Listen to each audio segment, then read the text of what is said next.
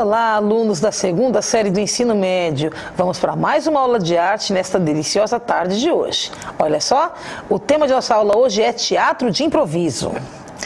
E hoje, nós vamos ver agora qual habilidade que a gente vai trabalhar nesta aula. Vamos a ela? Olha só.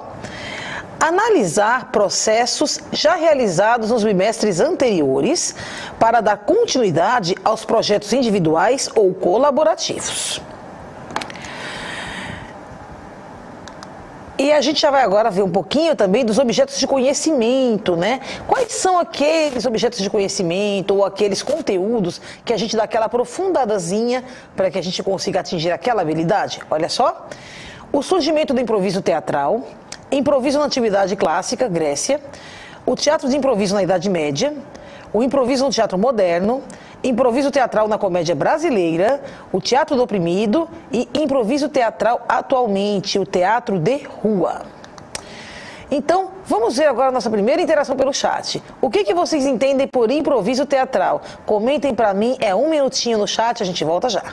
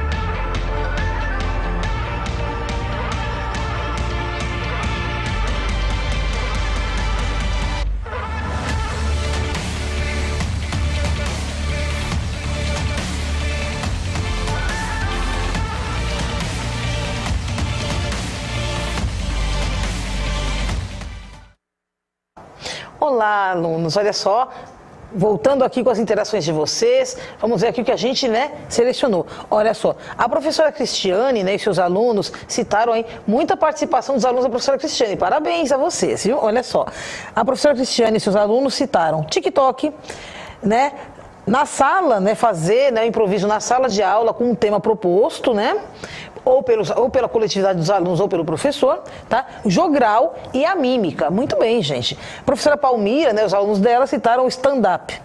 E a professora Maria Tereza, conforme a interação do público. Muito bem, gente. Olha só, então vamos falar um pouquinho, sobre aí o surgimento, do improviso teatral. Como que ele surge, Antigamente, gente, lá na época, dos primeiros hominídeos, os homens das cavernas, o teatro já existia, Mas ele tinha uma função totalmente diferente da que ele foi desenvolvendo ao longo, dos séculos, no decorrer do tempo. A função do teatro nesse momento, ela era totalmente apenas comunicativa, ou seja, Por quê? Naquela época, os homens não dominavam ainda nem a linguagem escrita e muito menos a linguagem falada. tá? Então, é uma forma, né, de poder contar para os seus pares ali, né, os seus feitos em caçadas, como que ele tinha, né, matado aquele mamute gigante, arrastado até ali para alimentar o clã inteiro, né? Como é que ele fazia? Então, através da mímica, né, através do gestual. Então, o corpo, né, falava, tá?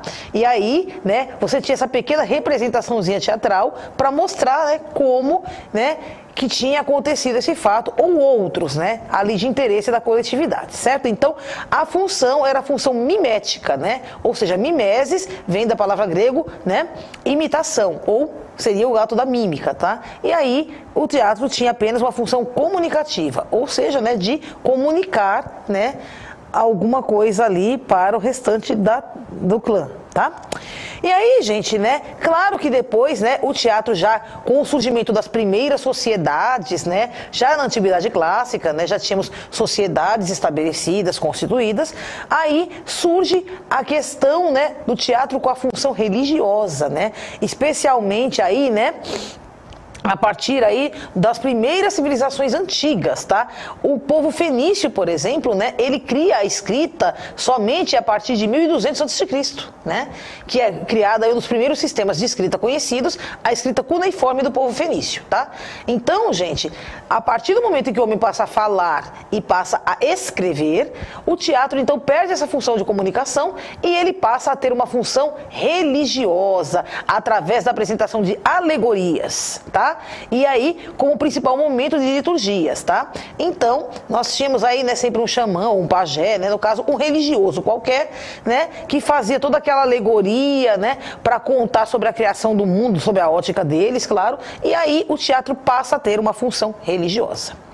Função religiosa essa, né, que na Antiguidade Clássica, né, já vindo agora, né, para esse período de Antiguidade Clássica, Grécia e Roma, berço da nossa civilização ocidental, nós já temos aí uma outra função do teatro. Ele já aparece com a função de entretenimento. Então, Grécia, Roma, Pérsia, povos da Mesopotâmia, né, ou mesopotâmicos, eles descobrem aí a finalidade do entretenimento para o teatro, tá? Para os gregos, gente, era muito importante o teatro, a representação teatral. Por quê? Porque ele cria, né, o conceito de catarse, né, através das tragédias gregas, onde os gregos eles podiam purgar ali todos os seus sentimentos, né, chorar, se identificar com o personagem, colocar para fora tudo aquilo de mais recôndito ele tinha dentro de seu ser, através do processo catártico, tá? Coisa que não acontecia, né, anteriormente, tá certo? Então, né, a tragédia grega tem essa função curativa, digamos assim, para os povos gregos, tá? Mas sempre, né, entre as representações ali das tragédias, né, aquela coisa, nós tínhamos também as comédias. E durante os intervalos, né, entre tragédia e comédia, né, dentro aí das chamadas dionisíacas, que eram aquelas festas em honra do deus Dionisos, onde existiam, né, as competições, né, teatrais entre comédia e tragédia, né? Nós tínhamos aí a inserção dos chamados entremeses, que eram esquetezinhos bem curtos, né? Fazendo aí como se fosse uma pequena pausa, né, entre os atos dessas peças maiores, né, que eram justamente, né, aquelas comédias curtinhas, né, aquela coisa do bobo da corte, né, que, claro que na Grécia tinha um outro nome, tá? Para ele poder, né, entreter as pessoas ali até que a peça continuasse, né, a peça principal continuasse, né, o pessoal se organizasse lá atrás, mudasse cenário, etc., figurino e tal, ou então começasse uma outra peça, uma outra apresentação, tá bom? Então, gente, né, geralmente eram cômicos esses entremeses, como eu expliquei, justamente para diversão do público, até, né, que se organizasse a continuidade ou o começo de uma nova apresentação, tá? Gente, vocês conhecem algum estilo de comédia de improviso? Conta pra mim em um minuto, a gente volta já.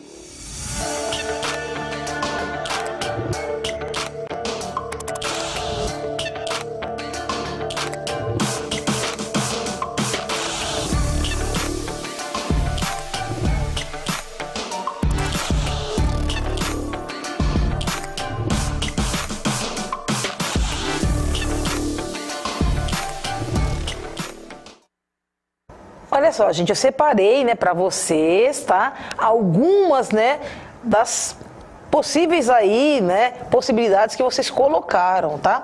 Olha só, a professora Cristiane citou aí, né, e seus alunos, a mímica e os jogos de adivinhação, tá? A professora Palmira citou as piadas e o professor Antônio, o teatro mudo. Bom, vamos agora ver, né, um pouco aí de teatro de improviso, né? Claro que todas essas formas, né, que os nossos colegas citaram realmente, né, são formas bem interessantes de teatro de improviso. Agora vamos falar do teatro de improviso na Idade Média, tá? Né? A gente deu um saltinho aí no tempo, né, para mostrar justamente essa questão do teatro de improviso e a importância dele, porque é na Idade Média que ele ganha mais força, né? E ele chega com um formato muito parecido ao dos dias atuais. Então é por isso que a gente cita aí, né, especificamente o teatro da Idade Média, tá? Então, gente, né, o teatro da Idade Média, como é que ele começa, né? Na Idade Média, gente, a gente sabe que 90% ou mais da população, né, da maioria dos países, né, as pessoas eram não alfabetizadas, tá? E aí, como é que as pessoas, né, conseguiam expressar o seu descontentamento em relação às coisas, né? Até mesmo, né, com aquela função também de comunicar, de transmitir uma ideia diferente, através das peças teatrais, tá?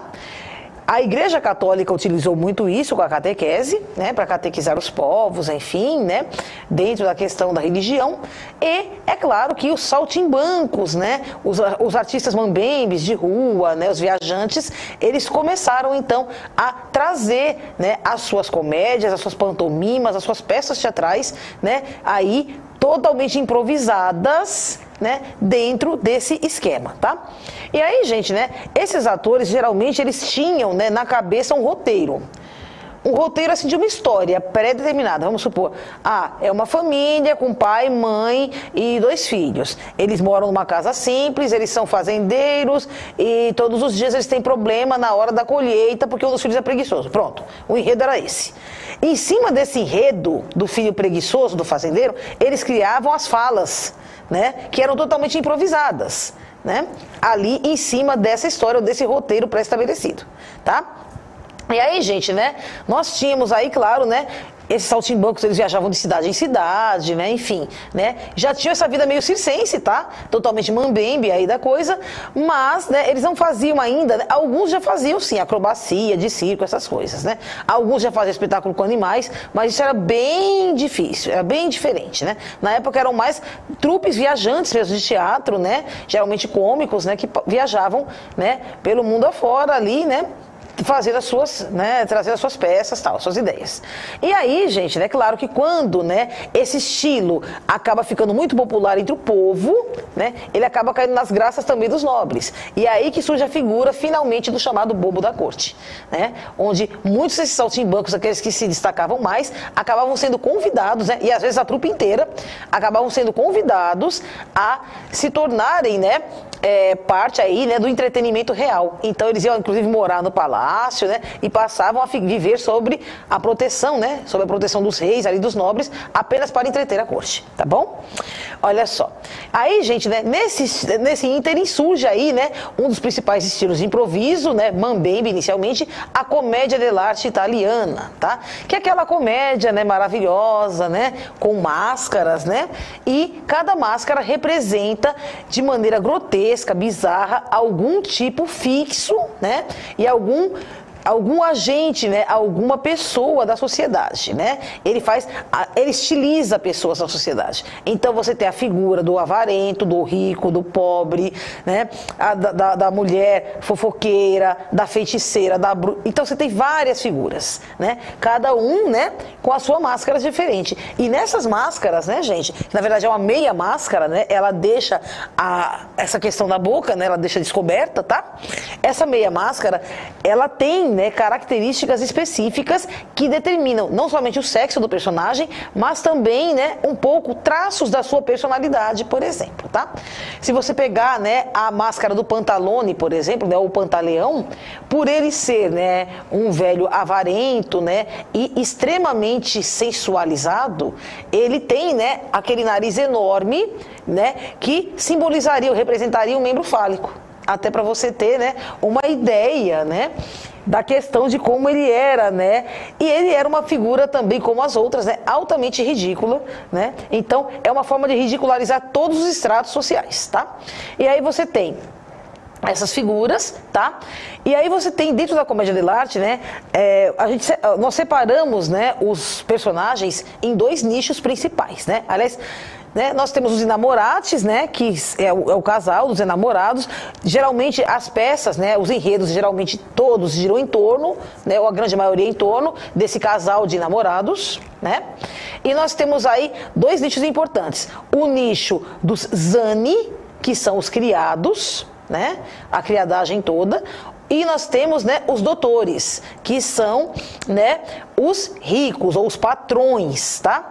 E aí, gente, né, sempre você tem aquela questão da astúcia, da inteligência do pobre contra a soberba e até a ignorância do rico, que acha que pode tudo pelo fato de ter dinheiro, tá? E aí, geralmente, né, esses vaidosos senhores ricos, né, eles são enganados pelo Zani o tempo todo. Os Zani sempre dão um jeito de enganá-los para poder conseguir com isso vantagens, né, alimentares, inclusive e também financeiras, tá? E aí, gente, né, é uma forma de conseguir favores, tá?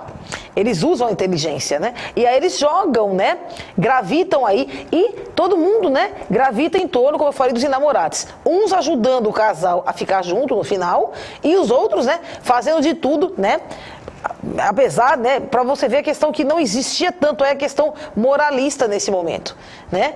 No final, sim, que você vê que tem uma pequena moralidade ali, né?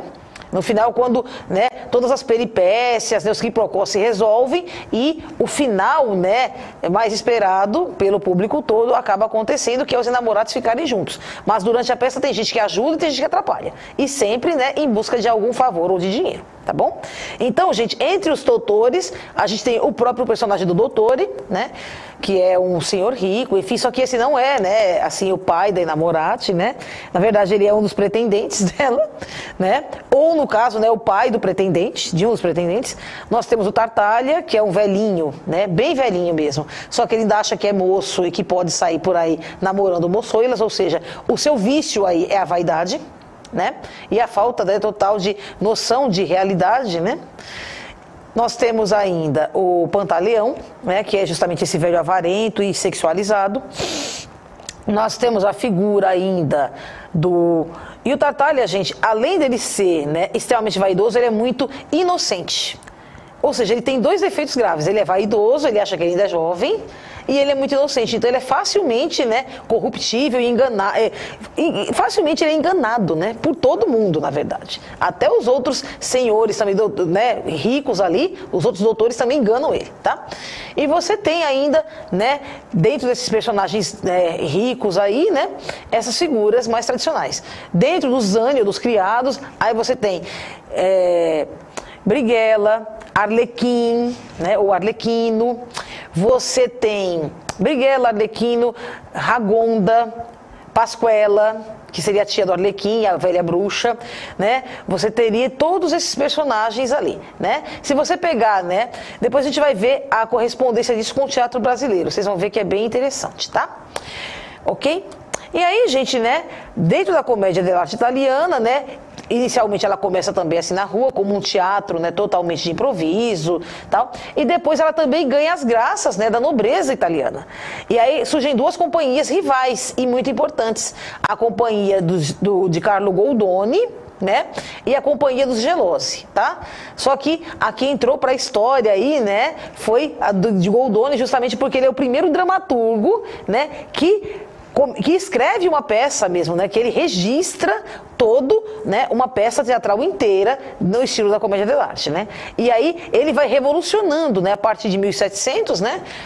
Ele revoluciona e moderniza o estilo tradicional da comédia dell'arte, que era justamente essa coisa mais solta, sem texto, né? Apenas com os chamados lazzi, né? Esses lazzi, gente, eram uma espécie de textos, né, fixos para cada personagem, onde ali ele fazia um pequeno monólogo, onde ele colocava um pouco das suas características, né? De como que ele era, como que ele agia, como que ele pensava, né? Inclusive moralmente falando, tá?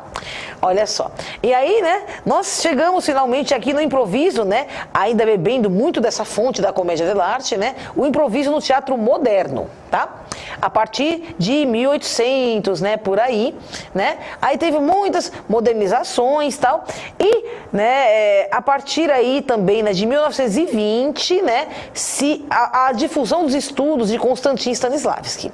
Então, o teatro moderno, na verdade, ele começa no finalzinho ali, né, de 1800 e alguma coisa, né, já se delineando, mas ele começa mesmo, né, historicamente falando, a partir da década de 1920, que é quando, né, se difunde pelo mundo os estudos do grande dramaturgo, né, do grande teatrólogo, estudioso do teatro, Konstantin Stanislavski, tá?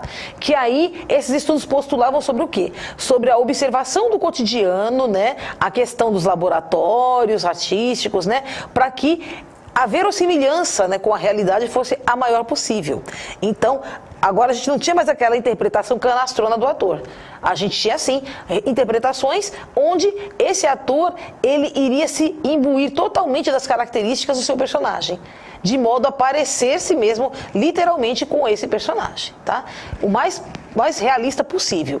Então, né, gente, claro que alguns elementos aí trazidos do imaginário popular, né, também continuam a ter espaço aí, né, nas apresentações, mas a forma de interpretar do ator, ela passa a ser cada vez mais realista, tá bom? Olha só. E aí, né, gente, na comédia brasileira, quem traz a comédia dell'arte para o Brasil, e aí ajuda muito, né, a partir aí a comédia brasileira se consolidar com esse entrelaço entre comédia dell'arte, né, e comédia brasileira popular, nós temos aí, né, aqui em São Paulo, né, o Franco Zampari, né, ele traz, né, entre as décadas de 40 e 50, as peças da comédia dell'arte, uma vez que ele cria o TBC. Aqui ainda existe esse prédio, né? Se vocês tiverem oportunidade, ele não está aberto à visitação pública, tá? Mas existe ainda esse prédio lá, na Rua Major Diogo, na Bela Vista, aqui em São Paulo, que é onde funcionava o famoso TBC, o Teatro Brasileiro de Comédia, tá? E aí, gente, né, todo mundo começa a conhecer a comédia dell'arte aqui no Brasil. E aí, né, no Nordeste brasileiro se vê uma correspondência muito grande entre os personagens da comédia dell'arte e os personagens dos cordéis. E aí, né, Ariano Suassuna, né, importante, marcante escritor e dramaturgo daquela região, ele escreve várias peças. E aí ele começa a colocar nas suas peças personagens nordestinos que têm características muito próximas aos personagens da comédia. Se você pegar o Alto da Compadecida, é visível que Chicó e João Grilo são Brighella e Arlequino, né? A correspondência é perfeita, né? Inclusive a mulher do padeiro, né, seria, né, uma espécie de Ragonda, ou seja, aquela mulher, né, que ela joga a sensualidade para todo mundo, tá? Para todos os lados, tá? Então, observem, né, como ter essa correspondência entre os personagens, tá? E aí, gente, né, nós temos aqui, só para citar, né, nós temos, além do Alto da Compadecida, outras peças como O Santo e a Porca e o Entremês para Mamulengo, muito interessante, né? Você já sabe o que é o entremês, que a gente já falou lá atrás no teatro grego, né? Que é aquela pecinha curta que a gente põe só para divertir o pessoal enquanto tá arrumando lá, né, o restante, né, da peça para voltar, chamada O Rico Avarento, né? Quem puder, dá uma pesquisada nesses textos aí na internet, que são muito bons. Vocês vão dar boas risadas, viu? Tá? Então, gente, e ainda, né, falando desse teatro, né, totalmente diferenciado, nós temos o Teatro do Oprimido de Augusto Boal, né, que ele traz aí, né, toda uma influência, né, dessa questão da pedagogia freiriana, né? Essa questão do diálogo, a transformação social através do diálogo, da reflexão das pessoas, né? E o Teatro do Oprimido, ele surge então na década de 70, né? Como um projeto teatral e depois acaba virando uma escola, né? Onde nós temos aí várias formas, olha só, de interação. O chamado teatro jornal, né? Que se encarregava de contar fatos que na época eram velados pela censura, né? O teatro imagem, que utilizava a linguagem não verbal, o teatro invisível, que surgia sempre em espaços não convencionais, como existe muito hoje, né? Teatro fórum, que simulava uma espécie de julgamento, né, de situações do cotidiano entre os participantes, tá? O arco-íris do desejo, que usava a subjetividade, ou seja, expresse-se como quiser aqui no nosso palco, e o teatro legislativo, que possibilitava ao cidadão comum conhecer as leis através de peças de teatro curtinhas, tá bom?